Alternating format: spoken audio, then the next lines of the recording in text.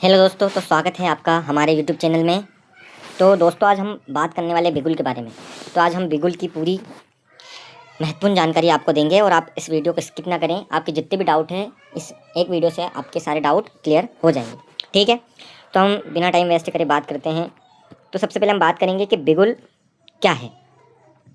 तो बिगुल एक सरल बिना वॉल्व वाला पीतल, ब्रास या तांबे का सुशिर वाद्य है, जिसे ब्रास वाइंड इंस्ट्रूमेंट है। इसमें कोई बटन, छिद्र या कुंजी नहीं होती। इसका उपयोग मुख्य रूप से सैन्य संकेतों, परेडों, दैनिक दिनचर्या आदि के लिए होता है। जैसे राष्ट्रीय ध्वजारोहण हो गया, श्रद्धांजलि समारोह आदि में बिगुल का यूज़ किया जाता है। तो सबसे पहले या बिना वाल्व का होता है, या पीतल या तांबे का बना होता है, या सुशिर वाद्य होता है। सुशिर वाद्य कौन से वाद्य होते हैं? जिन्हें हवा या फूंक के द्वारा बजाया जाता है, वो सुशिर वाद्य होते हैं। जैसे बांसुरी हो गई, और सैक्सोफोन हो गया, ट्रम्पेट हो गया, ये आदि सुशिर वाद्य में आते हैं। इसमें जैसे हमारे सैक्सोफोन वगैरह में जो बटन होते हैं या छिद्र होते हैं, इस टाइप का कोई होल या इसमें कोई बटन नहीं होती। और जो इसका मुख्य उपयोग है वो जैसे पुलिस बैंड हो गया, परेड हो गया, आर्मी बैंड हो गया, जो भी दैनिक दिनचर्या जो भी आर्मी वालों की, पुलिस बैंड वालों की होती है, उसमें जैसे कि राष्ट्रीय जो हमारा गणतंत्र दिवस हो गया, स्वतंत्रता दिवस आदि में इसका उपयोग किया जाता है। और जैसे कोई भी हमारा जवान शहीद हो गया, या कोई भी मतलब श्रद्धांजलि समारोह है, या कोई सा पॉलिटिशियन या नेता है, उसके लिए इसका उपयोग किया जाता है। तो आगे हम बढ़ें इसके परिचय और कार्य प्रणाली। तो जो हमारा जो बिगुल होता है वो सुशिर वाद्य होता है या हवा से बजाने वाला होता है। ठीक है, तो यह सुशिर वाद्य जैसे मैंने आपको बताया कि यह हवा से बजाने वाला होता है, तो उन्हें सुशिर वाद्य कहते हैं। ठीक है, अब जो यह बना हुआ होता है, या ब्रास या कॉपर का, पीतल या तांबे का बना हुआ होता है। ठीक है, तो हमारा जो बिगुल होता है या तांबे या पीतल का बना हुआ होता है, ये काम कैसे करता है? ये इसमें कोई वॉल्व नहीं होता है, या केवल जो बजाने वाला होता है उसकी सांस वगैरह आदि जो भी उसका मतलब लिप्स का पोस्चर रहता है, उसके अकॉर्डिंग ये काम करता है। ठीक है, इसमें कुल 5 नोट होते हैं या हार्मोनिक सीरीज होते हैं, जैसे C4, G4, C5, E5, G5 के सीमित 5 स्वरों पर आधारित धुनें उत्पन्न करता है। ठीक है, अब आगे बढ़े, हम इसकी उत्पत्ति और इतिहास के बारे में जानते हैं। तो इसकी उत्पत्ति, जो हमारा बिगुल है वहाँ लैटिन भाषा के बकलस से निकला है। ठीक है, जिसका अर्थ है जंगली बैल, वाइल्ड ऑक्स। शुरुआत में बैल के सींगों का प्रयोग युद्ध और शिकार में संकेत देने के लिए होता था। ठीक है, तो हमारे जो पुराना टाइम था उसमें जो बैल आदि के सींग होते हैं, उसका जो उपयोग होता है वो युद्ध और शिकार के संकेत देने के लिए होता था। और जो बिगुल है वो लैटिन भाषा का शब्द बकलस से निकला है। ठीक है, तो आप ये याद रखें कि जो हमारा बिगुल है वह एक लैटिन भाषा का शब्द है और यहाँ बकलस से निकला है। ठीक है, जिसका अर्थ होता है जंगली बैल। ठीक है, तो इसका जो आधुनिक विकास हुआ है वह 18वीं शताब्दी के मध्य जर्मनी में पीतल का अर्धचंद्राकार बिगुल हल्ब मौन बना।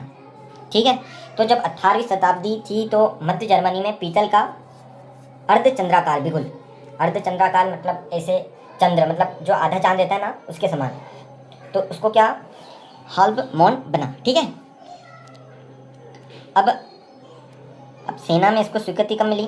तो सन 1764 में ब्रिटिश सेना ने ड्रम के स्थान पर इसे अपनाया। ठीक है, क्योंकि इसकी ध्वनि अधिक तीखी, स्पष्ट और युद्ध क्षेत्र में दूर तक जाने वाली थी। ठीक है, तो जब सन 1764 में जो ब्रिटिश सेना थी उसने ड्रम के स्थान पर इसे अपनाया। काय को अपनाया? बिगुल को, क्योंकि हम जानते हैं कि बिगुल की ध्वनि बहुत तीखी और स्पष्ट मतलब हमें दूर तक सुनाई देती है। ठीक है, तो अब हम देखेंगे कि बिगुल और ट्रम्पेट में थोड़ा बहुत अंतर क्या है। ठीक है, तो जो हमारा बिगुल होता है उसमें कोई वॉल या कुंजी नहीं होती है, और हमारे ट्रम्पेट में 3 वॉल बटन होते हैं। ठीक है, हमारे बिगुल में कोई बटन नहीं होती है और ट्रम्पेट में 3 बटन होते हैं। अब इसको नियंत्रण कैसे करते हैं? तो इसका जो बिगुल का स्वर नियंत्रण होता है वो केवल होंठों के दबाव से, हवा प्रवाह से होता है। ठीक है, तो मतलब जो भी हम होंठों से मतलब प्रेशर करते हैं या जो भी पोस्चर बना के मतलब उसके ऊपर प्रेशर डालते हैं तो बिगुल का साउंड हमें मिलता है। और जो ट्रम्पेट का रहता है वो वाल्व दबाना और हवा के दबाव दोनों के संयोजन से होता है। और ट्रम्पेट में हम जब हवा देते हैं और जो की प्रेस करते हैं उसके माध्यम से हम इसका साउंड प्राप्त करते हैं। ठीक है, तो अब याद रखें बिगुल में कोई भी बटन नहीं होता है। बिगुल का जो भी कार्य होता है वो हमारे हवा के द्वारा और जो भी हमारा लिप्स का प्रेशर या पोस्चर रहता है उसके द्वारा होता है। और जो ट्रम्पेट रहता है उसमें बटन होते हैं और इसमें बटन और जो हवा का जो भी हमारे लिप्स का पोस्चर रहता है उसके दबाव से इसका हमें ध्वनि प्राप्त होती है। ठीक है, जो हमारे इसका बिगुल का आकार होता है वो कोनिकल होता है और जो हमारे ट्रम्पेट का आकार होता है वो सिलेंड्रिकल होता है। ठीक है, अब जो बिगुल का मुख्य उपयोग क्या होता है, तो हमारे जैसे बिगुल का मुख्य उपयोग हो गया हमारे श्रद्धांजलि हो गई, परेड हो गया आदि में इसका उपयोग बिगुल का होता है। ठीक है,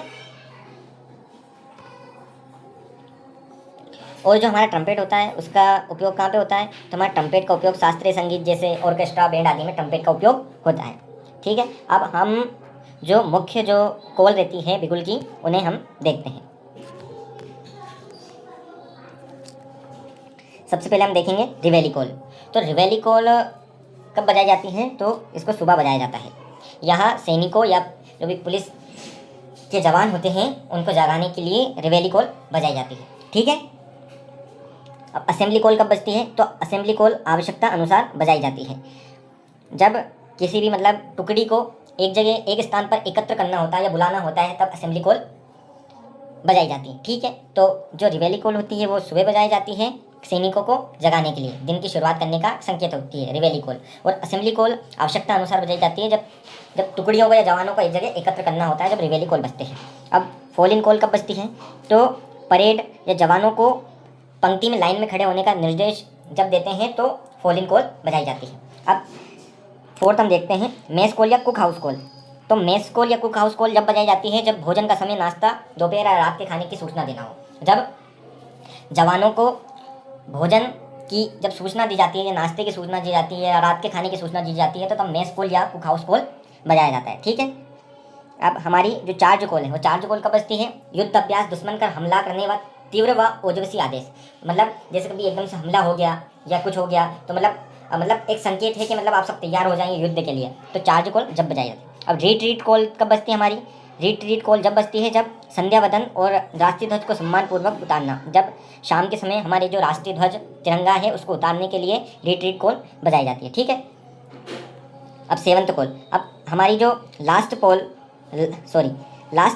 पोस्ट कॉल कब बजाई जाती है, जब अंतिम संस्कार या किसी मतलब शहीद जवान को या किसी भी पॉलिटिशियन को श्रद्धांजलि दी जाती है तो लास्ट पोस्ट कॉल बजाई जाती है। ठीक है, अब लाइट्स आउट्स टेप्स कॉल कब बजाई जाती है, तो रात्रि के समय जब बैरिक की लाइट मतलब ये कॉल इसलिए बजाई जाती है कि जो भी जवान हैं वहाँ अपनी लाइटें बंद कर दें और सो जाएं, इसलिए लाइट्स आउट टेप्स कॉल बजाई जाती है। ठीक है, आगे बढ़े हम। अब हमारे बिगुल का महत्व क्या है। ठीक है, तो सबसे पहले सुरक्षा बल, नौसेना, वायुसेना, पुलिस बलों में औपचारिक आयोजन दिनचर्या हेतु अनिवार्य। ठीक है, अब बीटिंग रिटेन हर साल 29 जनवरी को इसमें गलत लिखा है, 26 जनवरी को गणतंत्र दिवस समापन समारोह में सूर्यास्त के समय बिगुल ध्वनि के साथ ध्वज उतारे जाते हैं। ठीक है, जो हमारी बीटिंग रिट्रीट कॉल होती है, ठीक है, वहाँ गणतंत्र दिवस समापन समारोह में सूर्यास्त के समय बिगुल ध्वनि के साथ राष्ट्रीय ध्वज उतारा जाता है जब बीटिंग रिट्रीट कॉल हमारी बजती है।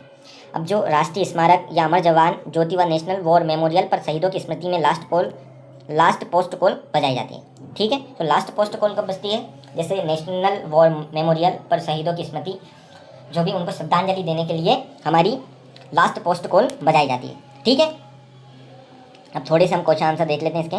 कभी आपसे इंटरव्यूअर पूछ ले कि बिगुल क्या है और इसका मुख्य उपयोग क्या है। ठीक है, तो हम बता सकते हैं कि यहाँ बिना वॉल्व वाला पीतल या तांबे से बना एक सुषित वाद्य यंत्र है। इसका उपयोग मुख्य रूप से सैनिक को दैनिक गतिविधियों को निर्देश देना, युद्ध क्षेत्र परेड में संदेश प्रसारित करने में, श्रद्धांजलि अर्पित करने में किया जाता है।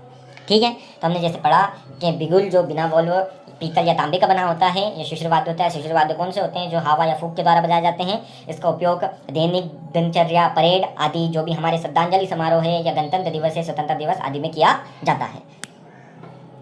अब सेकंड क्वेश्चन, बिना वॉल्व के बिगुल से अलग अलग धुनें कैसे निकाली जाती हैं, तो वादक अपने होठों के तनाव की मुख की बनावट और सांस की गति को नियंत्रण करके हार्मोनिक संक्रा के अलग अलग स्वर बंद करता है। जैसे हमने पढ़ा कि जो वादक रहता है वो अपने होठों के पोस्चर या हवा के दबाव या मुख की बनावट या अपने सांस का नियंत्रण करके जो हमारे जो 5 नोट रहते हैं और जो भी कॉल हमारे उसमें बजती है उसको उत्पन्न करते हैं। तो हम आगे देखें। अब क्वेश्चन था, अब आप इसे बताइए। अब इसमें क्वेश्चन थर्ड देखिए, द लास्ट पोस्ट कॉल बिगुल कॉल का प्रयोग किस अवसर पर किया जाता है? तो किस अवसर पर किया जाता है ये आप याद रखिएगा, कभी आपसे पूछ ले तो कब किया जाता है? शहीदों को श्रद्धांजलि देने हेतु किया जाता है। बिगुल में कितने वोल्व होते हैं? तो बिगुल में एक भी वोल्व नहीं होता है। ठीक है,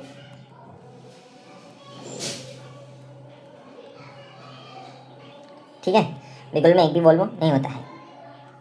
अब बिगुल निम्नलिखित में से किस श्रेणी का वाद्य यंत्र है? ये तत्वाद्य यंत्र है, अवनत वाद्य यंत्र है, या सुषिर वाद्य यंत्र है, या घन वाद्य यंत्र है? तो आप बिना किसी कंफ्यूजन के आप बता सकते हैं कि यह सुषिर वाद्य यंत्र है या फूंक या हवा के द्वारा बजाया जाता है। ठीक है, तो आज के लिए बस इतना ही। आप इसको अच्छे से पढ़िएगा और जितने भी आपके डाउट हैं आज इस वीडियो से क्लियर हो गए होंगे।